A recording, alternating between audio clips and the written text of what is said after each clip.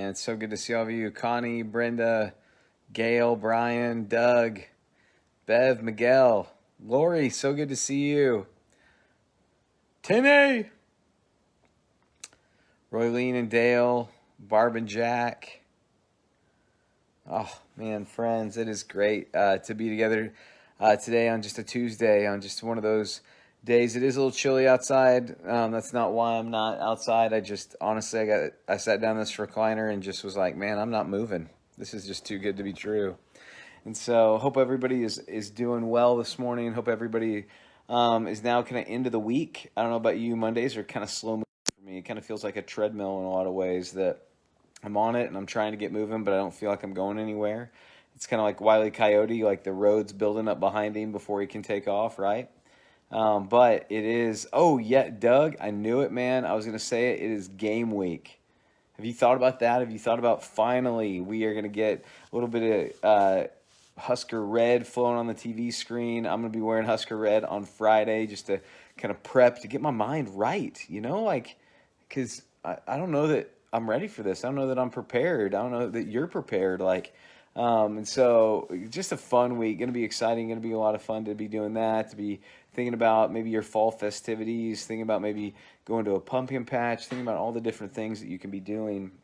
But in the midst of it, we have what we read this morning, if you're following along with us, in John 13, that it talks about Jesus and, hey, she's back.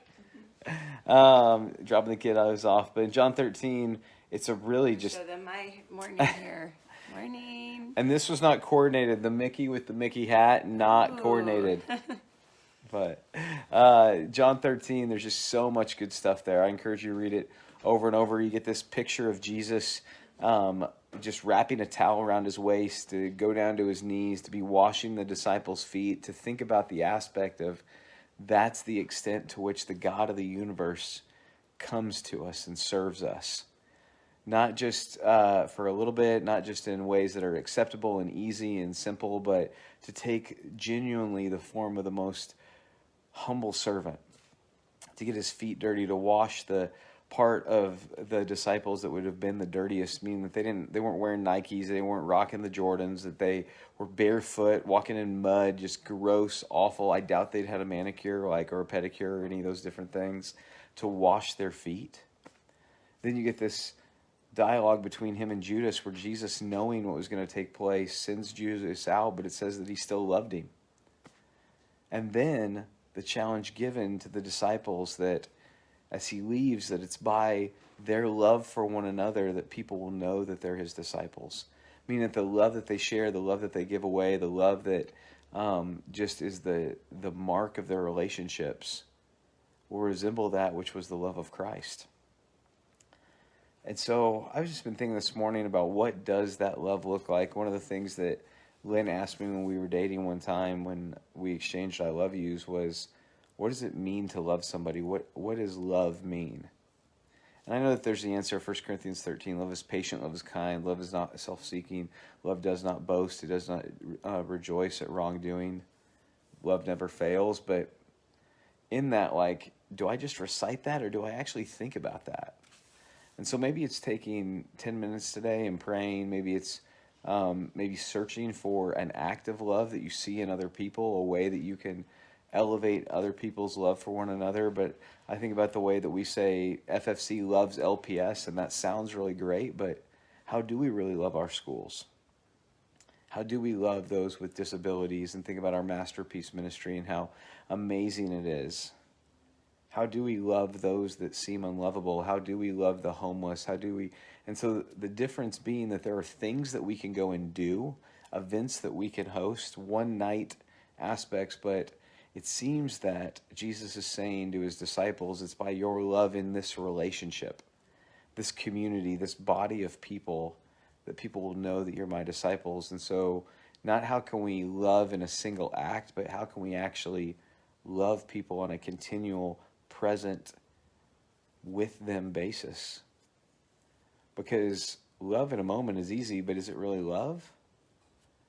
But it's that relationship, like everybody at a wedding says, I love you, but to see somebody at their 30th, 40th, 50th wedding anniversary to still be passionately in love with one another. to stick with one another through difficulties and differences and mistakes, and not just mistakes, flat out sins. And so thinking about that and how I can genuinely love those that are in my circle, those that don't agree with me on everything, because agreement doesn't equal love.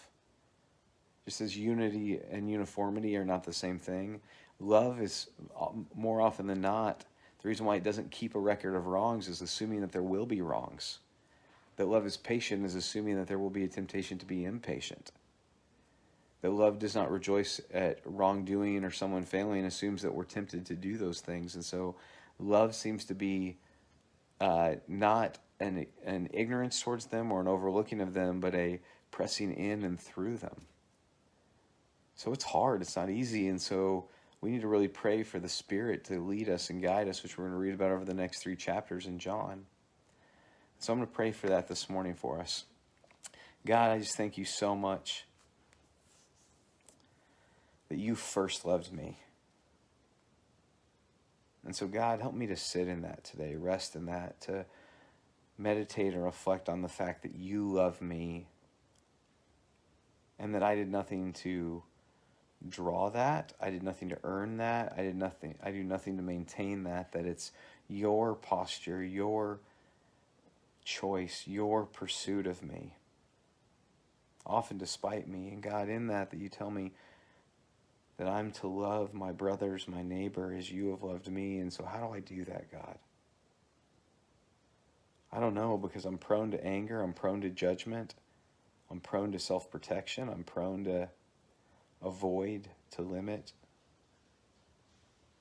So God, I'm just praying that you'd help me. You'd help all of us today on this Tuesday, this cold, kind of just lazy, cloudy, dark Tuesday, to let the light of your love shine in our hearts, in our minds, in our words, in our posts, in our prayers, in our hugs, in our service. Help us to move past event to relationship. God, help us to do that with you. Give us your Spirit. Help us to sense it and hear it and feel it, God. It's in your Son's name I pray. Amen. Love you guys. Praying for you. Pray for me.